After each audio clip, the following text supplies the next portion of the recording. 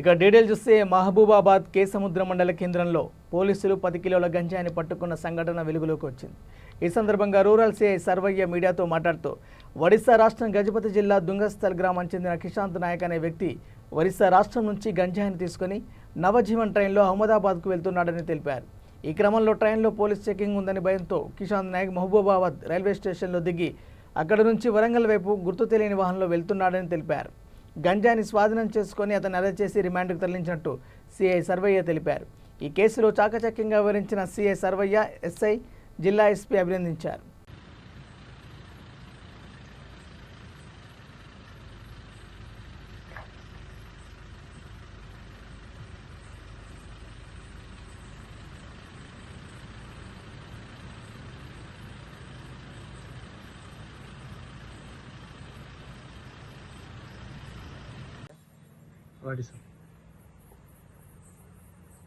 Rural circle.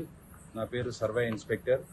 నిన్నటి రోజు అనగా 1వ తారీఖు నవంబర్ నెల నిన్న ఒరిస్సాకు చెందినటువంటి కిషాంత్ నాయక్ అనే వ్యక్తి ఒరిస్సా నుండి అహ్మదాబాద్ వైపు 10 కిలోల ఎండు గాంజాను, ప్రభుత్వం నిషేధించినటువంటి ఎండు గాంజాను తీసుకొని ఒరిస్సా నుండి నవజీవన్ అనే ట్రైన్లో వస్తున్నాడు. వచ్చిన తర్వాత పోలీసులు చెక్ చేస్తున్నారనే భయంతో అతను నవజీవన్ ట్రైన్ నుండి నిన్న సాయంత్రం మహబాద్ రైల్వే స్టేషన్లో దిగడం జరిగింది.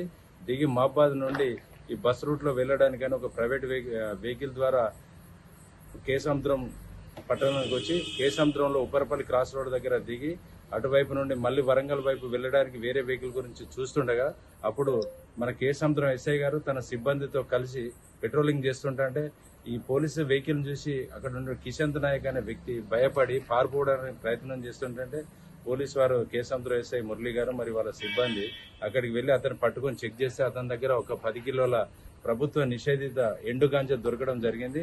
దాన్ని తీసుకొని మన పోలీస్ స్టేషన్ తీసుకొచ్చి ఇద్దరు పంచుల సమక్షం లోపల పంచనామా చేసి అతని దగ్గర నుంచి వెళ్ళి 10 కిలోల ఎండు గాంజాను స్వాధీనం చేసుకొని ఈ రోజు అతన్ని మనం రిమాండ్ పంపించడం జరిగింది.